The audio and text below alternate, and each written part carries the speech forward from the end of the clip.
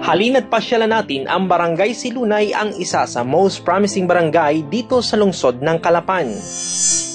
Ito ang Barangay Silunay, isa lamang sa ilang coastal barangay na nasasakop ng lungsod ng Calapan. Pinaninirahan sa may 1,406 na mamamayan. Simple at masaya ang pamumuhay ng mga taga rito. Gayon din ang pagiging tahimik at mapayapa ng barangay na ito ng Silunay. Napapalibutan ng mangrove trees na nagbibigay sa kanila ng dagdag na atraksyon ng kanilang lugar. Kapansin-pansin ang tulay na kahoy na ito na sa matagal ding panahon ay nagsilbing tagapag-ugnay nila patungo sa bayan at iba pang kalapit na barangay. Bagaman hindi opisyal na dinideklara, ngunit kinikilala ng mga mamamayan dito ang tulay na ito bilang isang historical landmark. Mapalad anya sila dahil buhos ang suporta sa kanila ng pamahalang panlalawigan sa pangunguna ni Gobernador Alfonso V. Umali Jr. sa pakikipagtuwang ng Conservation International, isang non-government organization na tumutulong ngayon sa kanilang barangay. Una-una ito, nakakatulong sa mga members ng samahan. Kumbaga, katulad niyan, medyo mahina ista, nakakatulong sa kanilang pamilya para may taguyod yung mga pamilya na may pinag-aaral ng mga anak. Katulad nung pag sasagawa nila ng nursery, pag nilalagay, ay binabayaran namin sila bawat isang tanim piso. Pumikita sila doon 200, 150 isang araw. Kami nga, katulad nung pag sasagawa nila ng nursery, pag nilalagay, ay binabayaran namin sila bawat isang tanim piso. Pumikita sila doon 200, 150 isang araw. At yun naman ay binibinta namin sa mga government. Katulad niya nung nangyari din nung parito ng Kapitolyo na dito sinagawa yung kanilang pagtatanim.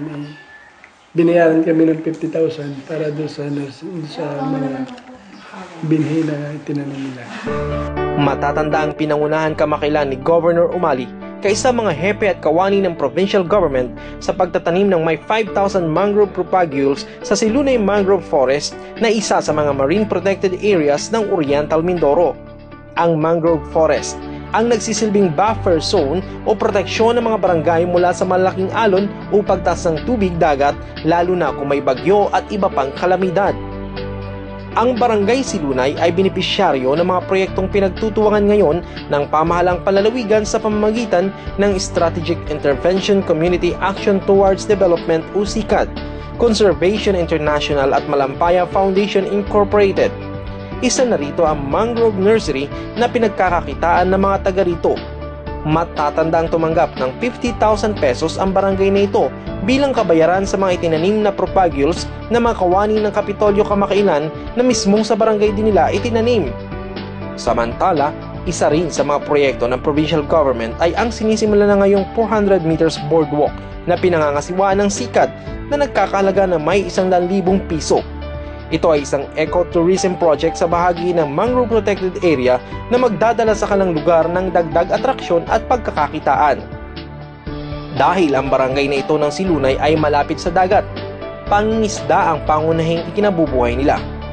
Maliban pa rito, mayroon silang alternatibong pinagkakakitaan, ang paggawa ng souvenir items na ito tulad ng t-shirts, mugs, keychains at pagsapamilihan ng kalang kamote at banana chips at iba pang produkto na pinunduhan ng Conservation International sa ilalim ng itinayong samahan na tinatawag ngayong Sama-samang Nagkakaisang Pamayanan ng Silunay, an ecosystem-based adaptation project to address climate change. Dahil sa proyektong ito, mas nagiging produktibo ang mga taga-barangay, lalo na mga kabataan na siyang pangunahing gumagawa ng mga produkto. Anya, napili na ang proyektong ito dahil sa nalalapit na panahong maging isang ecotourism destination ang kanilang lugar.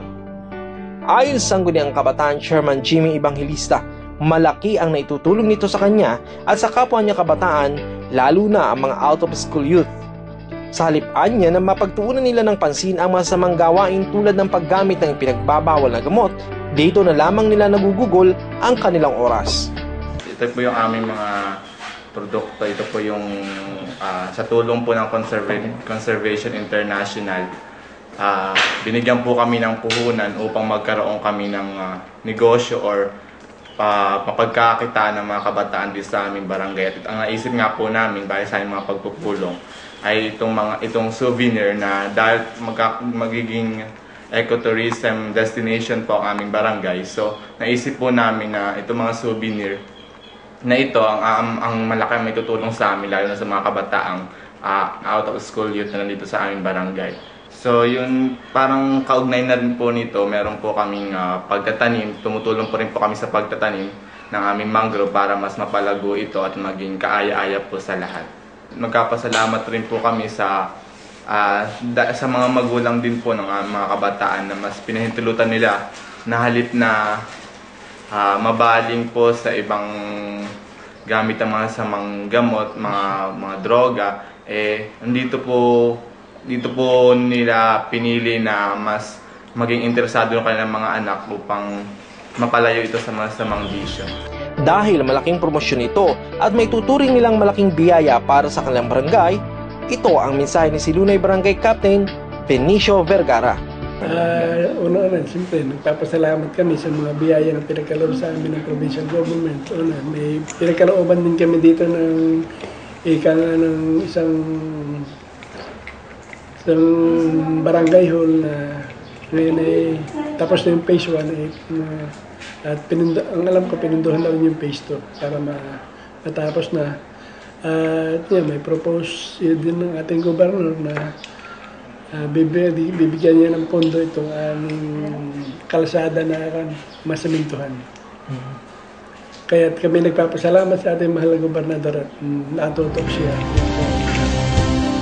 Dahil sa mga proyektong ito, hindi lamang ang barangay ng Silunay ang makikinabang, kundi ang mga kalapit nitong barangay, ang kabuuan ng lungsod ng Calapan at ang kabuuan ng lalawigan, dahil maaaring sa susunod na panahon, maging maunlad at sentro ito ng foreign investors sa potensyal na maging isang dinarayong tourist destination sa Oriental Mindoro. Para sa KPSM, ako si Randy Digma at to ang ating special report.